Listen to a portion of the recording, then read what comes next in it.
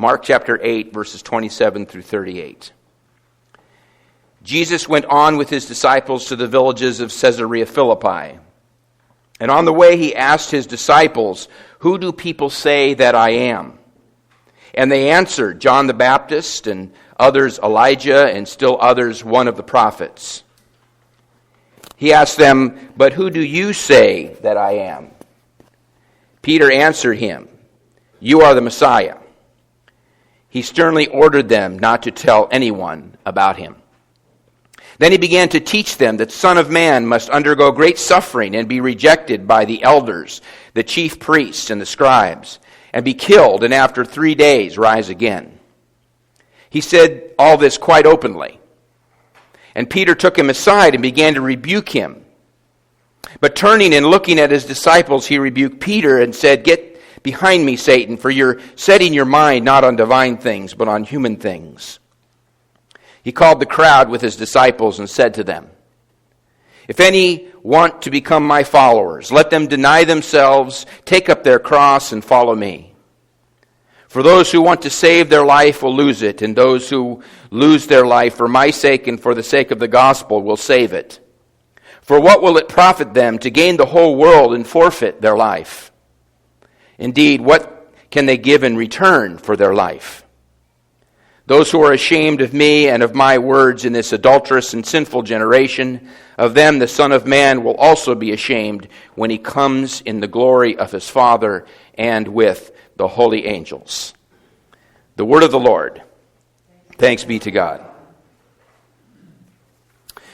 For years, Frank wanted to be a writer, and he made several attempts to do so, all failing attempts.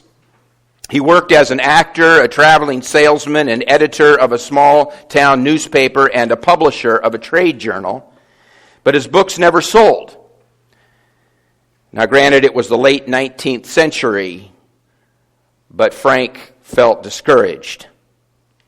But Frank was an amazing storyteller, and as such, he was the star of family gatherings among children, especially with his 4 boys. He would weave great, wonderful children's stories every holiday and every time he had them together.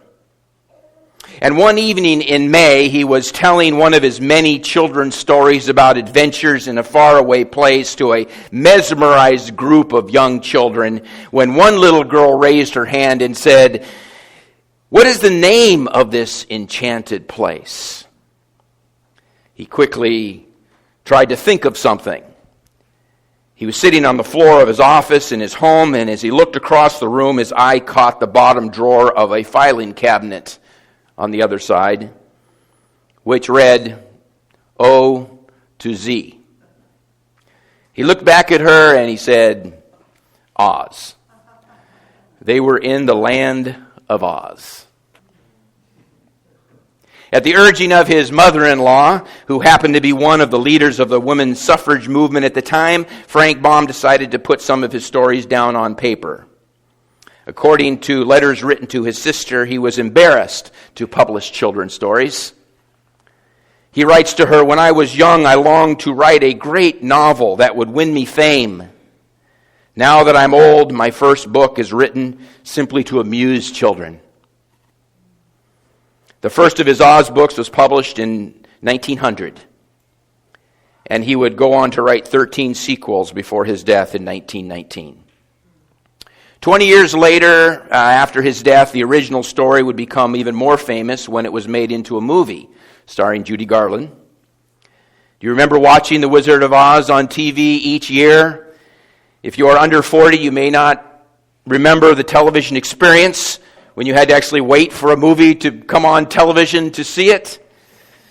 The movie came out in theaters in 1939, was shown on TV for the first time in 1956, continued every year, once a year, until 1980, when it was finally put on in VHS format, and then people could watch it whenever they wanted. Up until then, the showing of The Wizard of Oz was quite an event in many families across the country. Sometimes friends and neighbors would gather, at least the family would gather around the TV when it was time. And time to see this amazing movie. I remember one year specifically, it was in the early 60s. I was 8 or 9 years old. My younger brother was not allowed to watch the movie because he was prone to having nightmares. So my parents put him in the back room with something else to do while my sister and I were allowed to watch. Sometime during the movie, he evidently got thirsty or hungry, whatever. He needed to pass through the living room to get to the kitchen where we were watching. There's also a pre-pause button. Okay, none of that stuff. So he decided to move through the room as fast as he could so as not to have to see any parts of the movie. I think I remember my dad telling him to hurry through and don't look at the TV. Sure.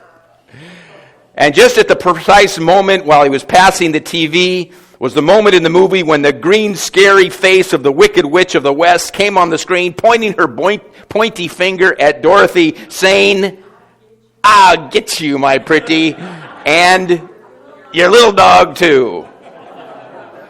My sister and I already had our eyes shut, but my brother couldn't quite help himself. He glanced over, and there she was, big as life, like looking directly into the sun. He was already moving fast, but at that moment, what happened next has gone into the annals of Azzarito family lore. Some claim it was the first recorded space flight. Others remember him leaping like the son of Flubber from the middle of the living room into my father's arms just outside the kitchen. Somehow, we believe he flew and screamed. We talk about it still, and every once in a while when the family gathers, we say, "Remember the time?" Some years ago, I began to do a little more thinking about the Frank Baum story. I don't know why, but it just began churning in my brain. And especially the Wizard of Oz story as it relates to the gospel.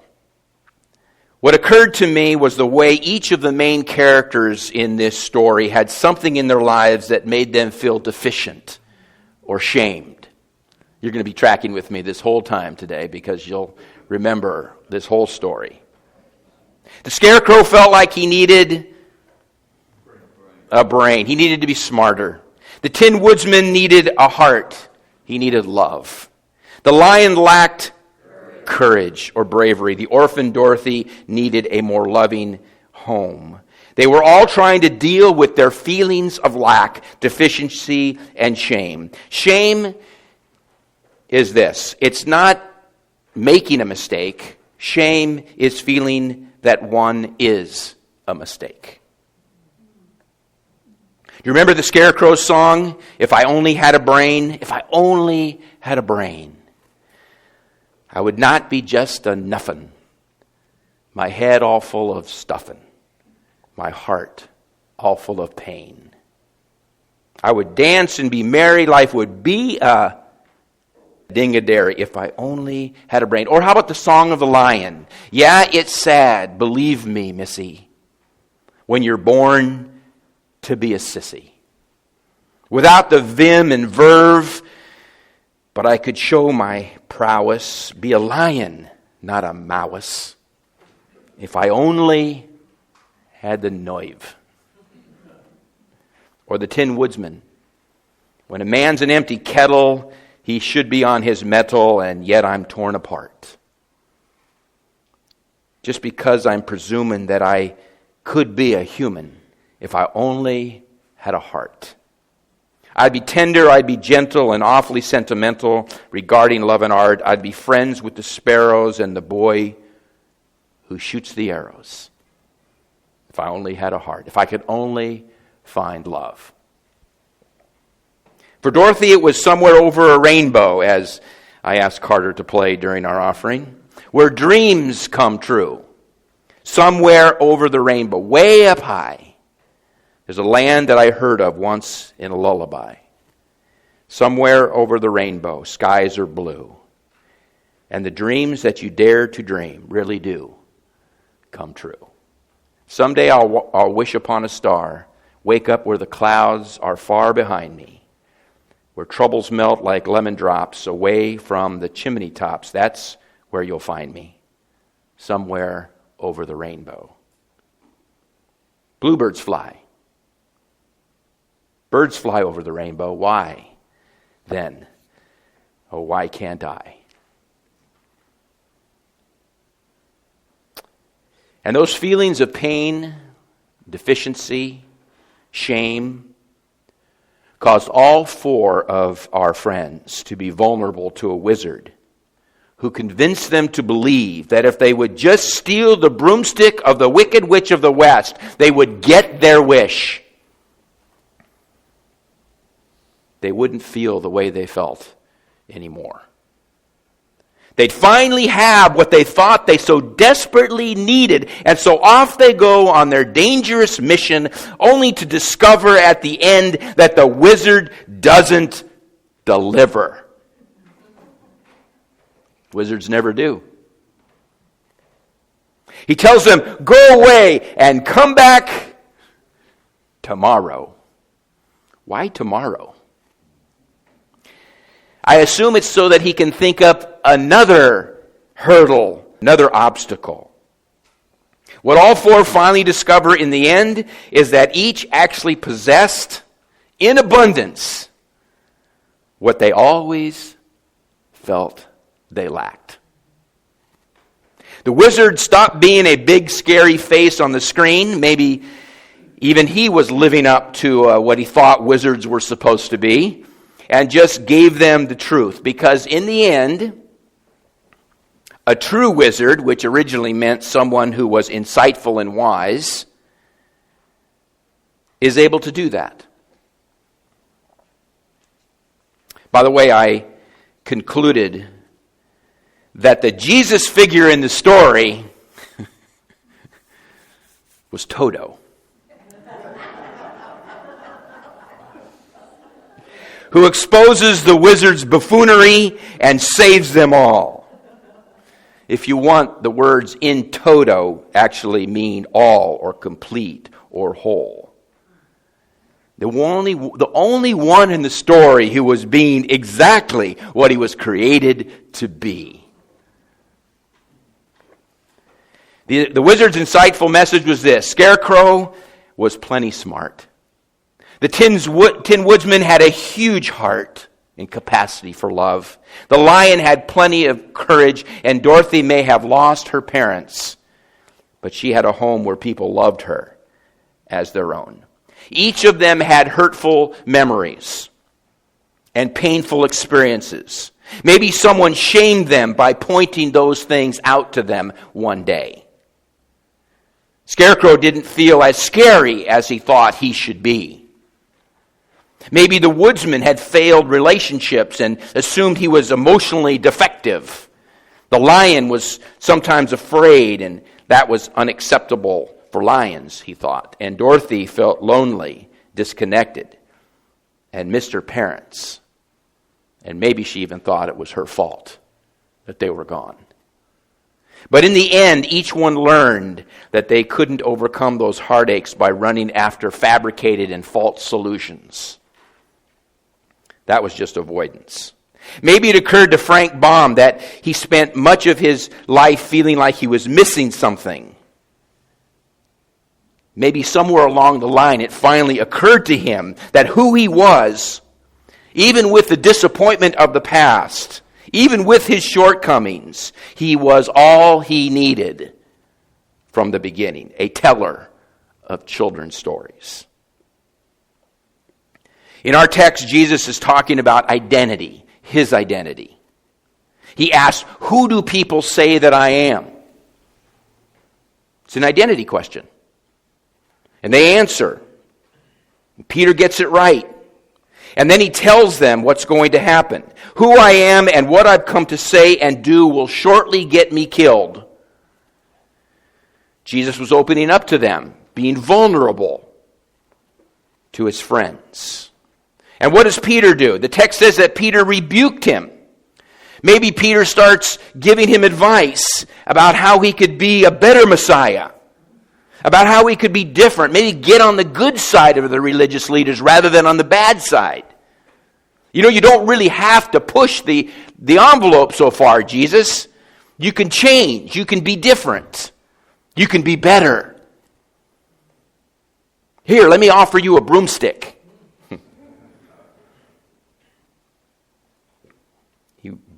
Peter wanted Jesus to be a more acceptable Messiah, one who wouldn't end up on a cross. And so Jesus calls the crowd together and the disciples for an important mini-sermon. Ready for the mini-sermon? This mini-sermon has been used to do all sorts of wild and crazy things to people, but let me tell you what I think this mini-sermon was about.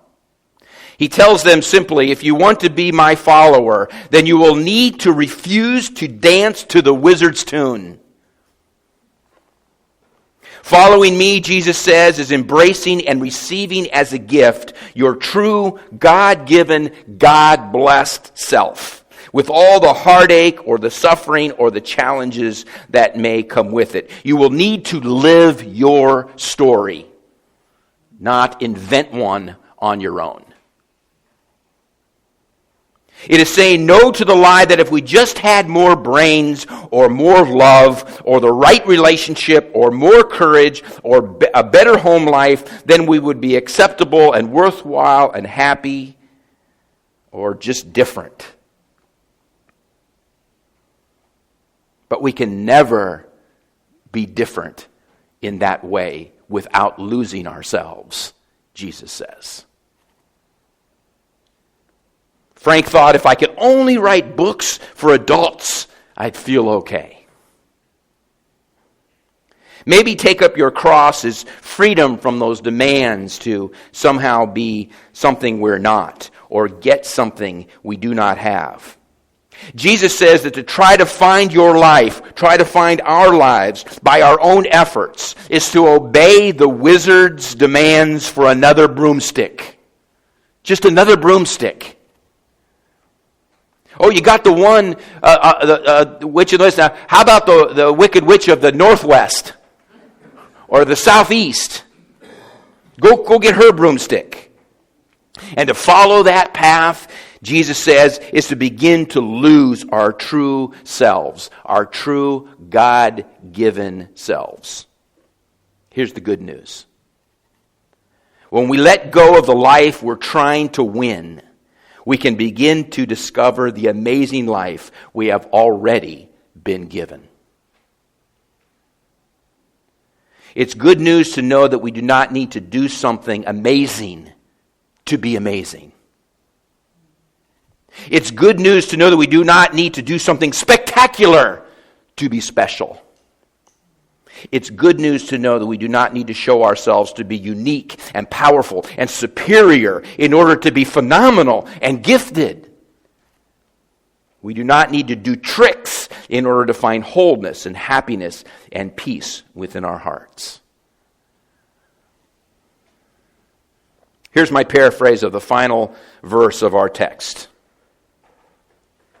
Anyone who is embarrassed by this way of thinking about yourself, this God-given gospel way of living, and insists and instead tries to become someone they are not, or spend their time scheming and manipulating for what they think they must have, will someday be sad and embarrassed when they see that they spent a lifetime running after false promises and chasing after unnecessary broomsticks. Which is a waste of valuable living time. Dorothy sums it up at the end of the journey when asked by the scarecrow, so what did you learn, Dorothy? She says, I learned that if I ever go looking for my heart's desire again, I won't look any farther than my own backyard. Because if it's not there, then I never really lost it to begin with. The good news of God's love seeks to bring us home too. To that place in our hearts we are all seeking, home to our true, settled, true self, honest self. not some fabricated ideal or expectation, or yet another demand, but to our God-given place of rest. To be received with gratitude and lived with adventure. In the name of the Father, Son, and Holy Spirit. Amen.